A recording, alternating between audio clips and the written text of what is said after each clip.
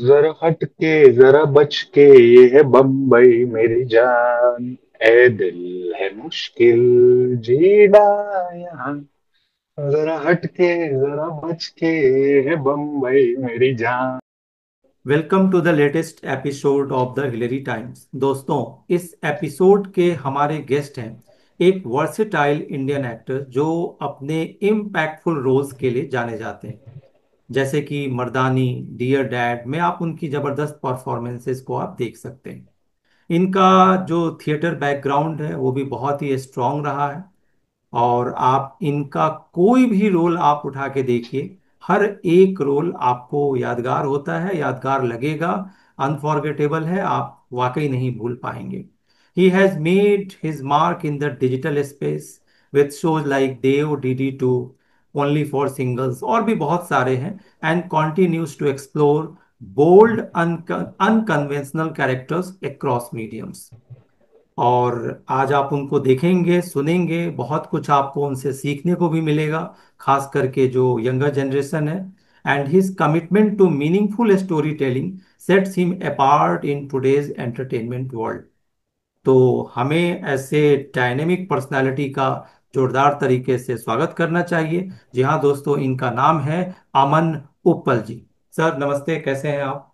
मैं बढ़िया हूँ, आप कैसे हैं? बस बहुत बढ़िया। सबसे पहले तो मैं थैंक यू करूंगा कि लोग कहते हैं कि कोशिश हमेशा करते रहना चाहिए, और देखिए आज कोशिश रंग लाई और आपका समय मिल गया। हमारी कोशिश थोड़ी सी हो गई, किसी हम्म। तरीके से कोऑर्डिनेशन शूटिंग में मेरी बीच में तबीयत खराब हो गई, आप शायद व्यस्त हो गए। हाँ जी। पर हिम्मत मर्दा, मदद खुदा, जहाँ चाह वहां रहा, where there is a will there is a way. बिल्कुल। सो आपने बड़ी अच्छी बात कही, where there is a will there is a way. तो जब एब्सोल्युटली। आपने स्टार्ट किया था तब ये लाइन सर आपको याद थी? शायद याद होगी आशीष जी, तभी हिम्मत हो पाई। क्योंकि हर प्रोफेशन के अपने चैलेंजेस होते हैं। इसके दूर से नहीं दिखाई देते हैं, इस फील्ड में उतरने के बाद ज्यादा समझ में आते हैं। वो इसलिए क्योंकि कोई भी सिलेबस पैटर्न, एंट्रेंस एग्जाम जैसी कोई भी स्टैंडर्डाइजेशन सेट नहीं है, जो कि किसी भी आर्ट में वैसे भी नहीं होती। सिंगर क्लासिकल भी उतना ही अच्छा सिंगर है जितना एक पॉप सिंगर है। पर ये सब बातें अब तो अच्छी लगती हैं, सही लगती हैं, लेकिन जो हमारा वेरी बिगिनिंग डेज होता है, जब हम किसी चीज को एस्टेब्लिश कर रहे होते हैं, आपके केस में जब आप एक्टिंग की फील्ड में आए, तब यही हमारे आसपास के लोग आपकी कैपेबिलिटी को अंडर द स्कैनर रखते हैं। और जब आप सक्सेसफुल हो जाते हैं और आप देखते हैं वो यही बंदा था जिसने कहा था तुमसे नहीं होगा, या कहा कि भाई आपके लिए ये रोल नहीं है, अगली बार आना, तो इसको आप कैसे देखते हैं, जिसे हम आमतौर पर संघर्ष भी कहते हैं? देखिए आशीष जी, जिस दिन, मतलब मैं बहुत छोटा आदमी हूं ऐसी बात करने के लिए, पर मैं करूंगा कि जिस दिन एक एक्टर, खास तौर पे, या कोई भी इंसान इस चीज से ऊपर उठ पाएगा ना कि मुझे दूसरे को बताने के लिए कुछ करना है, तो जीवन सुखी ज्यादा हो जाएगा। तो लोग तो भगवानों पे प्रश्न उठा देते हैं, तो हम तो क्या ही चीज है। अगर और उन्होंने अलाउ किया है, उन्होंने हर ग्रंथ पे उन पे सवाल उठाना अलाउ किया है, तो हम तो क्या ही है, करिए सवाल। आपका काम है सवाल करना, हमारा काम है अपना काम करना। सबको अपने जवाब मिलते जाएंगे, आपको अपने, हमको अपने। तो मतलब आप बिलीव करते हैं कि कुछ तो लोग कहेंगे, लोगों का काम है कहना, छोड़ो बेकार की बातों को, कहीं बीत न जाए रहना। बिल्कुल सर, जबान दी है तो इंसान, कुछ अच्छा प्रयोग नहीं मिलेगा। न्यूज चैनलों पे आप देख ही चुके हो, तो लोग कितनी बकवास करते हैं, तो ये तो कुछ लेकिन भी नहीं। लेकिन कुछ बातें हैं जिन्हें नजरअंदाज नहीं कर सकते। ये वो बातें हैं जो आज भी गांव देहात के लोग सोचते हैं, खास हम्म। करके जब आप जैसे सक्सेसफुल एक्टर्स को देखते हैं। कि एक बच्चा जब आपको स्क्रीन पर एक्टिंग करते हुए देखता है तो वो कहता है यार मुझे भी इनके तरह से बाल रखने हैं, कपड़े पहनने हैं। एक एक्ट्रेस का एक होता है, एक वे होता है। अब जैसे कि आपको हम देख रहे हैं, आपके आगे के बटन खुले हुए, तो हाँ। ये फिल्मी कलाकारों की एक खास पहचान है। लेकिन एक आम आदमी, अगर हम ऐसा करें, जब हम छोटे थे कभी हमें लगता था कि ऐसे करना चाहिए, तो हमारे तो बाल पकड़ के पिटाई हो जाती थी और लोग कहते थे घर में हीरो बनेगा। पर आप तो हीरो बन गए। तो आपने क्या देखा? ग्लैमर देखा, पैसा देखा? क्योंकि जब आप आए होंगे, स्क्रिप्ट और ये सारी बातें तो फैंसी होंगी या आउट ऑफ रीच होंगी।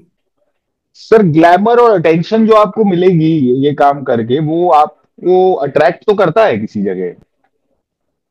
मुझे याद है कि क्योंकि मैं जब पढ़ाई में ठीक था और मैं बचपन में किताबों में अगर ये भी पढ़ता था कि पेनिसिलिन का इजाद इसने किया, या मैरी क्यूरी ने रेडियम डिस्कवर किया, या पेस्चराइजेशन लुई पेस्चर ने दी, या थॉमस अल्वा एडिसन ने क्या बनाया के दिया हम लोगों को, टेलीफोन दिया, और अ, बिजली का किसने, तो उन नामों को मैं पढ़ता था तो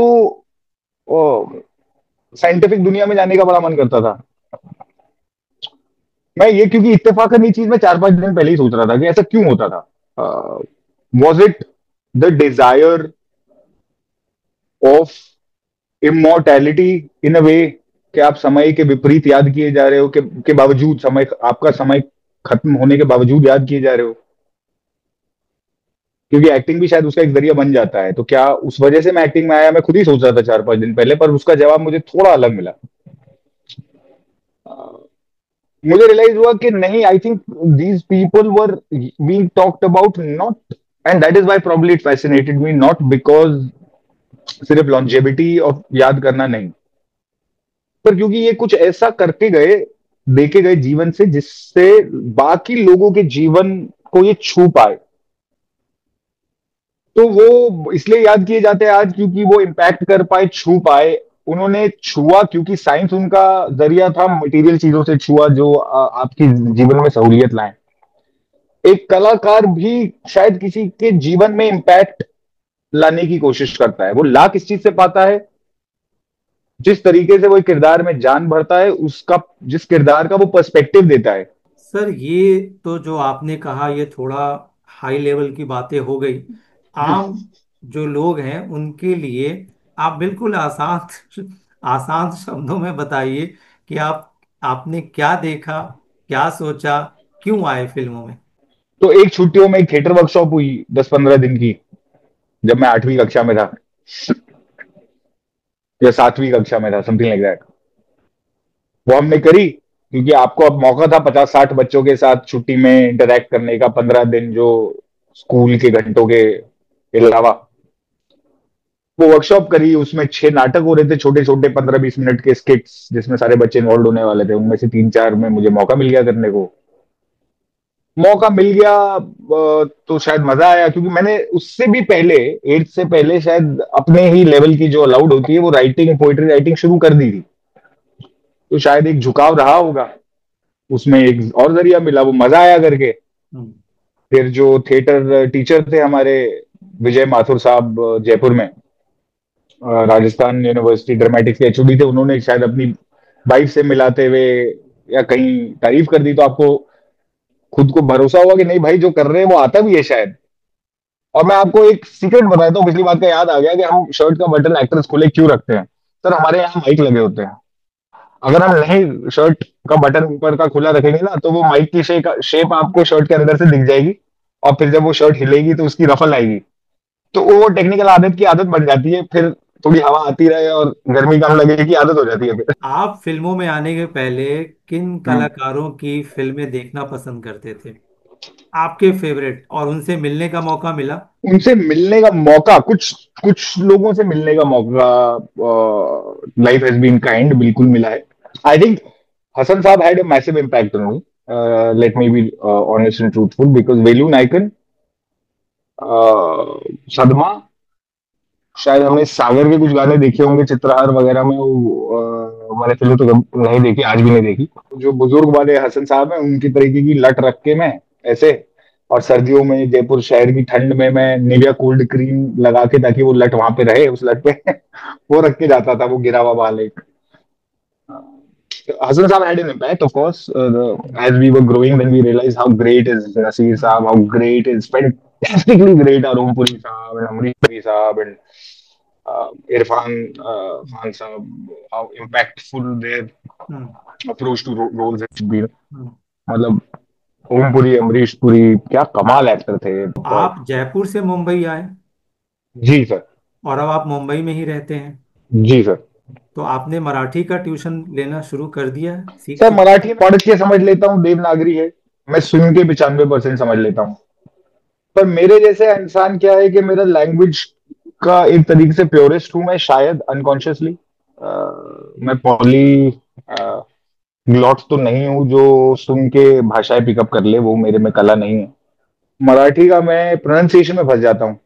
कहाँ च का च, ड़ का ड़, क्या घूमेगा, क्या वो आएगा, तो बोलने में उतनी महारत नहीं है। सुन के मैं 95% समझ जाता हूँ, अट्ठानवे तो परसेंट तो आपको नहीं लगता कि जो हालात हैं या जो चीज़ें हमें देखने को मिलती हैं मुंबई के बाहर, हम्म। तो ऐसे हालात में आपको जल्दी से जल्दी मराठी सीख लेना चाहिए? सर जब ये हालात नहीं थे तब भी मेरी बड़ी इच्छा थी मराठी सीखने की। इत्तेफाकन मराठी ट्यूटर लगवा के ही मुझे सीखनी पड़ेगी, 3-6 महीने मेहनत करके।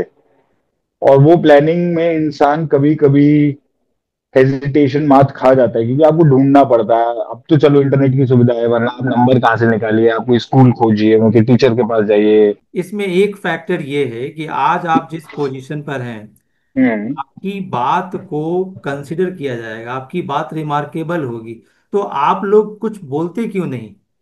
आप किस बारे कलाकार में? हैं, इस डर से नहीं बोलते कि आपके फैंस नाराज हो जाएंगे या किस फिल्म बारे में पर नहीं असर बोलते पड़ेगा। सर? मैं तो बहुत वोकल हूँ, मुझे तो जो बात सही गलत लगती है मैं सब बोलता हूँ वो ये, लेकिन ये जरूरी नहीं जो बात आपको ज्यादा चुभ रही हो वो मुझे भी उतनी चुभे और मैं उस पर आवाज उठाऊं। वो हमारे प्रायोरिटीज अलग हो सकते हैं। इसका मतलब यही नहीं है, मेरी जिम्मेदारी हर इंसान की लड़ाई लड़ने की नहीं है। मेरी जिम्मेदारी मेरी लड़ाई लड़ने की है, मेरी कॉन्शियंस की लड़ाई। इतनी आत्मा, कॉन्शियंस और धर्मा मेरे अंदर है। बल्कि मैं तो खुद मानता हूं कि मराठी सीखनी चाहिए, बोलनी चाहिए। लेकिन ये इस प्रकार मेरा हर चीज पे स्टांस वही है हम्म। कि जिसको जो सिखाना है वो इस तरीके से सिखाया जाए कि उसकी खुद इच्छा करे सीखने की। इम्पोज नहीं होना चाहिए। सर इम्पोजिशन किसी भी चीज की नहीं अच्छी लगती। मतलब आप यही कह रहे हैं ना कि मराठी का इम्पोजिशन सही नहीं है? नहीं सर, किसी भी चीज का इम्पोजिशन सही नहीं है। हम्म। At the same time Marathi जानना महाराष्ट्र में रहने वालों के लिए बढ़िया बात होगी। सर ये बताइए, आपका खुद का वेब सीरीज है, आपने काम किया, ये सर वेब सीरीज में क्या हो रहा है? क्या क्या मैसेज देना चाह रहे हैं आप लोग? In what sense? आप थोड़ा समझाइए अपने प्रश्न को विस्तार से। जो सीन्स दिखाए जा रहे हैं जिसमें एक्टर अपनी पूरी जान लगा दे रहे हैं, लेकिन हमें देखते हुए 10 बार सोचना पड़ रहा है। एनिमल फिल्म आई, वायलेंट थी, वल्गर भी थी। वल्गर भी आप कह सकते हैं थी। शायद आप सबकी अपनी अपनी नजरिया होता है। As a person, as an actor, I was very interested in that film.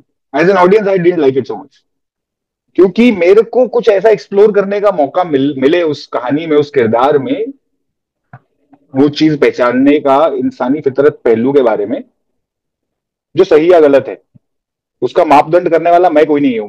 मैं ना मुंसिफ हूं, ना जूरी हूं, ना जज हूं, ना एग्जीक्यूशनर हूं। वो मेरा काम नहीं। But I can have a personal take, which I was indifferent to the film. It was an interesting film, good नहीं visuals, आप good नहीं music. आप नहीं, आप कह रहे हैं कि एज एन एक्टर आप मोर इंटरेस्टेड थे, आप हम्म। एक्सप्लोर करना चाहते थे। उस फिल्म हम्म। का बॉटम लाइन यही है कि जी उनके पेरेंट्स को, खास करके हीरो के फादर को, कोई कुछ बोलता है वो डाइजेस्ट नहीं कर पाता हीरो, और इतना वो सब तो कुछ होता है। डेप्थ में तो उन्होंने बॉटम लाइन एक्सप्लोर वही है। अनफॉर्चुनेटली नहीं किया स्क्रीन नहीं प्ले नहीं पे। नहीं नहीं, उसमें आप ये बताइए कि स्क्रीन पर या एक्टिंग में आप क्या एक्सप्लोर कर सकते हैं, एज एन एक्टर क्या करना चाहते हैं, और सर वो एक्सप्लोर करके। क्या कारण होगा नहीं आपका, नहीं आशीष जी, सर। जिसकी वजह से क्या एक इंसान शायद आपके सामने, अगर आप वो इंसान हो कि वो गुजरते हुए, अरे यार तेरी मम्मी को मैंने दुकान पे देखा था, और वो आदमी फट के किसी के सर फोड़ने पे आ जाए, उसकी साइकोलॉजी में क्या ऐसा चीज हुई, और वो कितना फटता है और कितना अपने आप को रोक पाता है, और उसके कारण क्या है, उसकी एक्सप्लोरेशन बहुत इंटरेस्टिंग हो सकती है एज एन एक्टर। सर आप जहां से आते हैं, आप जयपुर हम्म। से आते हैं, हम्म। आपने जिन फिल्मों को आपने देखा बड़े हुए, हम्म। आपको नहीं लगता, स्पष्ट शब्दों में बताइए कि आज की फिल्मों ने, टीवी सीरीज ने, वेब सीरीज ने, टीवी को थोड़ा हम फिर भी एक्सेप्शन में रखते हैं, उसमें कहानी और प्रेजेंटेशन का लेवल गिर गया है। ये हमारा समाज नहीं है। सर अब आप कौन है समाज का तय करने वाले हैं? मैं कौन हूँ समाज का तय करने वाला? हमारा समाज वही है जो साड़ी के साथ, धोती के साथ ब्लाउज नहीं पहनता था। ब्लाउज हमें अंग्रेजों ने दिया है। जो एक शब्द है ना, प्रूड, वो अंग्रेज थे, हम नहीं थे। नहीं आप 300 साल की अक्वायर्ड कल्चर को अपना कल्चर मान रहे हैं आज। पिछले नहीं 300 साल में आया है ये नहीं, एक एक एक लाइन ये भी तो कही जाती है ना कि एक्सट्रीम सभ्यता। Man is a social animal. तो जो सोशली एक्सेप्टेड जो चीजें हैं वो हमें तो फॉलो सोशली करना एक्सेप्ट पड़ेगी। आपने 300 साल में किया है ना, उससे पहले तो नहीं था। हम्म। 300 साल पहले तो साड़ी के साथ औरतें घर में घूमती थी और ब्लाउज नहीं पहनती थी ना, ये हमारी कल्चरली डॉक्यूमेंटेड है। फिर वो तब आया जब बुरी नजर वाले इंसान आए, इन्वेडर्स आए या कॉलोनियल आए। वो बोलने लगे कि तुम तो साले अनपढ़ हो, तुम तो धोती के अंदर बनियान नहीं पहनते। और वो आए एक एजेंडा, प्रोपेगेंडा लेके, क्योंकि उनको बताना था हमें क्या गलत है, तभी तुम हमारे लिए बड़े बनेंगे। सर एक बात आप और बताइए, आपने हम्म। इतने सारे रोल्स किए, हम्म। आपके क्लोज टू हार्ट कौन सा रोल है जो आपको लगता है? अभी तक कोई नहीं। तो किस तरीके के रोल्स हैं जिसका आप अभी भी वेट कर रहे हैं? सर मतलब रोज क्लोज टू हार्ट, शायद मैंने क्लोज टू हार्ट तो इन वे सब होंगे, क्योंकि मैंने सब में सच्चाई डालने की कोशिश करी। बट मैं अभी भी कुछ ऐसे रोल का वेट करूंगा जिसको मैं अपने तरीके से देख सकूं। हाँ। गाने वगैरह भी गाते हैं, आप सुनते होंगे। अरे सर, मैं अक्सर कहता हूँ कि I can't Singh a song, आई से अ सॉन्ग। हम्म। मैं लिखता था, पर ऊपर वाले ने मुझे अपनी नेमत में सुर नहीं बख्शा है। उन्होंने मेरे में रिदम शायद दिया है, पर सुर नहीं दिया है। सो आई एम मैं बहुत ही बेसुरा हूँ। हम्म। तो मैं कोई गाने बात नहीं, कहता हूँ, गा नहीं पाता। आपने आपने कहा एटलीस्ट यू से अ सॉन्ग, तो आप कुछ कह ही दीजिए कोई गाने के बारे में, पुराना खास करके। दो चार लाइनें जब कभी डायरेक्टर कहते हैं ना कुछ लाइन गा के सुनाओ, आप म्यूजिकल नाटक के ऑडिशन पे चले गए हो और वो कहते हैं सुना दो यार, मैं तो, वो कहता है या तो हैप्पी बर्थडे सुना दो, वो तो सबको आता है। फिर मैंने एक वो पुराना शायद जो गाना है, जावेद जाफरी जी के पापा थे शायद, जिसमें जरा हट के जरा बच के, ये है बम्बई मेरी जान, ए दिल है मुश्किल जीना यहाँ, जरा हट के जरा बच के, ये है बम्बई मेरी जान। कहीं बिल्डिंग, कहीं ट्रामे, कहीं मोटर, कहीं रेल, यहाँ मिलता है सब कुछ, बस मिलता नहीं दिल। काम के हैं कई नाम यहाँ, जरा हट के जरा बच के, ये है बम्बई मेरी जान। इतना ही आता है सर। सर आपसे हम सिनेमा के बारे में दो प्रश्न पूछेंगे, ये प्लीज। देखने के लिए कि आपको कितनी जानकारी है आपको अपनी ओन फ्रेटर्निटी के बारे में। अरे सर, या आपको सर इमीडिएट जवाब देना है, और अगर आप जवाब नहीं देंगे तो ये जवाब देंगे हमारे व्यूअर्स अपने कमेंट के माध्यम से। परफेक्ट। और जिनका जवाब सही होगा उनको हम देंगे कुछ अवार्ड या ठीक है। कुछ पुरस्कार।